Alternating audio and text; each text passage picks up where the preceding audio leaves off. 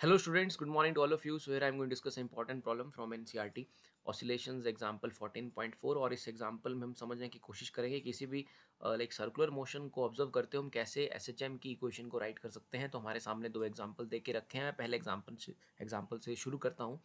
सो यहाँ पर आप ध्यान से देखिएगा कि पहले एग्जाम्पल में हमें एक्स प्रोजेक्शन, ऑब्वियसली दूसरे में भी एक्स प्रोजेक्शन ही पूछा जा रहा है।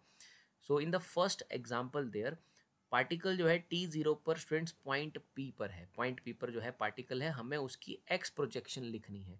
आप सब ये जानते हैं कि जो सिंपल हार्मोनिक मोशन है वो बेसिकली प्रोजेक्शन होता है यूनिफॉर्म सर्कुलर मोशन का on a diameter of the circle, on any of the diameter of the circle जिस पे आप ले रहे हो। अभी हमें x प्रोजेक्शन लिखना है। सो बेसिकली हमें इस पार्टिकल की x प्रोजेक्शन को स्टडी करना है। पार्टिकल सर्कुलर मोशन करेगा लेकिन इसकी जो x प्रोजेक्शन है वो x एक्सिस पर एसएचएम करेगी, तो हमें उसकी इक्वेशन को राइट करना है। तो अभी t0 पर हमारा पार्टिकल जो है पॉइंट p पर है और making an angle of 45 degree with the x axis. तो अगर मैं कहूँ हमारा जो ये OP है, OP वेक्टर भी आप इसे कह सकते हो, सिंपली OP भी राइट कर सकते हो। OP जो है वो एंगल फॉर्म कर रहा है 45 डिग्री का एक्स एक्सिस के साथ और ये एंगल फॉर्म कर रहा है at t is equal to 0 पर।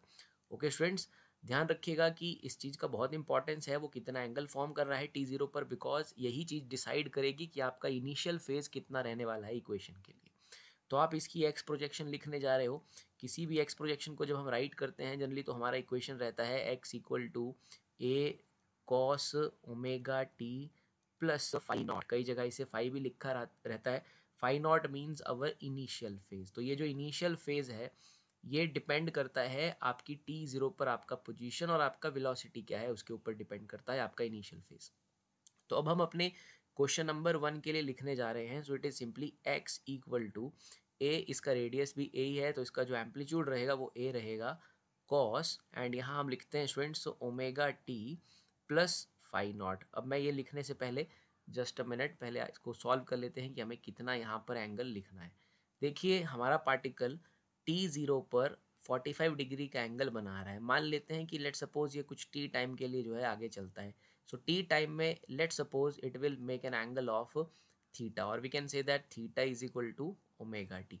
सो after time t it basically covers an angle of after I will write there after time t, let's suppose after time t it covers an angle, it cover angle of theta is equal to omega t, or I can say that 2 pi by capital T into t. It covers an angle of 2 pi by 2 pi t upon capital T.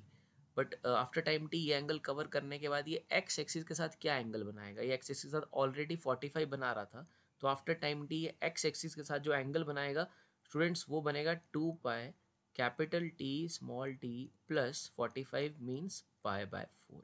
So this is the angle made by that OP after time t with the x axis. तो यहाँ मैं उसे पूरे को right करूँगा। सो इसकी जगह पर लिखा जाएगा 2 pi small t capital T in place of omega t plus यहाँ पर साथ में आएगा पाई बाय 4 मीन्स 45। तो यहाँ पर इस मोशन में जो आपका इनिशियल फेज है that is your initial phase, आपका इनिशियल फेज लिखा जाएगा pi upon 4, that is your initial phase. और ये आपके एक्स प्रोजेक्शन की इक्वेशन है और मैं इसे थोड़ा और लिख लेता हूँ आगे। So it is simply written as x, यहाँ ब्रैकेट में आप टी भी लिखेंगे because x is a function of time there. So it is a cos 2 pi small t capital T question में दे के रखा है 4 सेकेंड्स, तो यहाँ आप राइट करेंगे 4 plus pi by 4। So these are the answers basically for this first part जहाँ पर आपने इसकी एक्स प्रोजेक्शन लिख दिया है। हमसे पूछा गया था obtain the simple harmonic motion of the x projection. So particle is in a circular motion. So a cos 2 pi small t upon 4 plus pi by 4 is the answer for this first problem there. So इस तरह से जो है students आप equation लिख सकते हैं और बाकी आप इसको लाइक थोड़ा चेक भी कर सकते हो। फॉर एग्जांपल आप पुट कर सकते हो t को 0, यहाँ पर t को 0 पुट करने पर आपके पास जो x आएगा वो आ जाएगा a cos, और यहाँ आप देख रहे हैं 0 हो जाएगा t को 0 पुट करने पर और ये रहेगा pi by 4, it is pi by 4 there. तो cos pi by 4 cos 45 1/√2। So ये बेसिकली आपका जो है वो कोऑर्डिनेट रहने वाला है, ये वाला कोऑर्डिनेट रहेगा आपका t0 पर। This is your x projection there. So इस तरह से आप वैल्यूज़ को पुट करके जो है चीज़ों को चेक भी कर सकते हो। तो सिमिलरली स्टूडेंट्स, अब हम अगले पार्ट को सॉल्व करेंगे, पार्ट बी को सॉल्व करेंगे। इसमें भी हमें एक्स प्रोजेक्शन लिखना है, लेकिन इस केस में हमारे पास जो पार्टिकल का मोशन है वो पॉइंट पी पर है t0 पर, बट अभी वो कुछ इस तरह से चल रहा है इन द क्लॉकवाइज डायरेक्शन। पहले जो था वो एंटी क्लॉकवाइज सेंस में था, वो क्लॉकवाइज सेंस में है। तो हमें स्टिल बट अभी यहाँ पर भी उसका एक्स प्रोजेक्शन ही लिखना है। ये उसका रेडियस है बी और टाइम पीरियड अभी 30 सेकेंड्स है। सो अगेन वही हमारी जो जनरल इक्वेशन रहती है, x equal to like a cos omega t plus phi naught. हम यहाँ पर देखेंगे कि हमारी इनिशियल सिचुएशंस क्या है, क्या हमारा इनिशियल फेज है, यहाँ पर उन सब चीज़ों को यहाँ देखेंगे। सो t0 पर अगर हम देखें, t0 पर हमारा पार्टिकल है पॉइंट p पर, और अगर हमारा ये वेक्टर या जिसे मैं OP कहता हूँ, OP is an making an angle of 90 degree with this x axis. Okay, तो अभी आपका पार्टिकल जो है स्टूडेंट्स इनिशियली अगर आप देखिए ऐसे चलेगा, तो जब ये मोशन करेगा तो इसका जो x प्रोजेक्शन है वो चेंज होगा। सो बट t0 पर उसका पोजीशन p बना हुआ है। हमने देखा कि t0 पर वो जो OP है वो x एक्सिस के साथ 90 डिग्री का एंगल बनाता है। देखिए स्टूडेंट्स, मान लेते हैं कि particle after t time, let's suppose after t time cover करता है एंगल 20 डिग्री का। मान लेते हैं पार्टिकल यहाँ से चलता है और 20 डिग्री एंगल कवर करता है, तो ऑब्वियसली नाउ इसने x एक्सिस के साथ क्या एंगल फॉर्म करके रखा है, इसने एंगल फॉर्म किया होगा 70 डिग्री, बिकॉज वो इनिशियली लाइक 90 फॉर्म कर रहा है, 20 डिग्री चलता है तो फिर वो 70 डिग्री फॉर्म करेगा।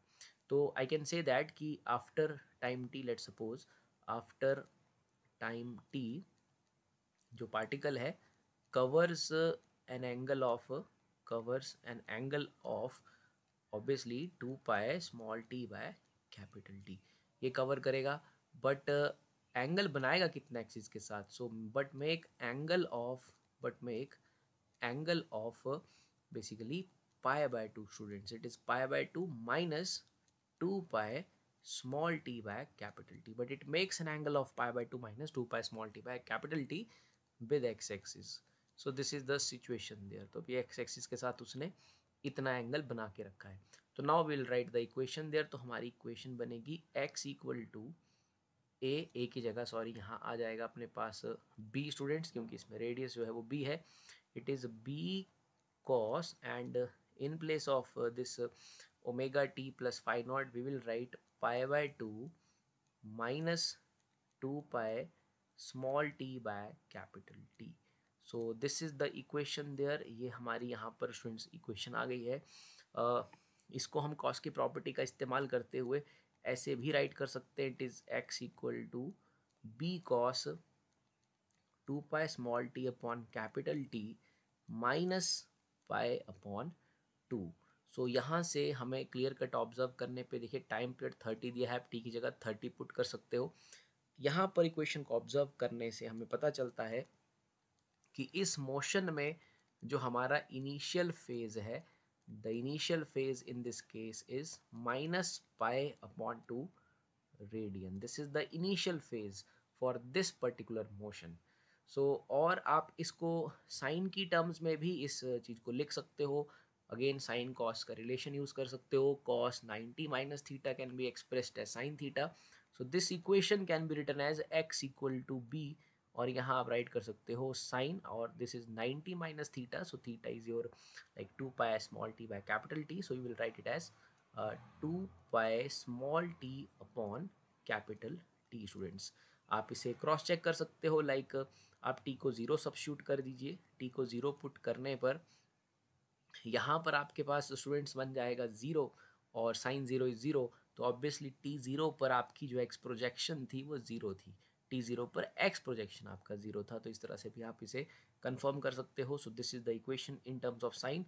और फर्दर अगर आप वैल्यू सब्स्टिट्यूट करना चाहते हो जो कि दे के रखी है क्वेश्चन में, so it is like 2 pi by capital T question में 30 है, सो ये सिंपली आपके पास बचेगा pi small t by 15। So in this way you will solve the questions, और फिगर देखने के बाद इस तरह से उसकी इक्वेशंस को राइट किया जा सकता है। Thank you.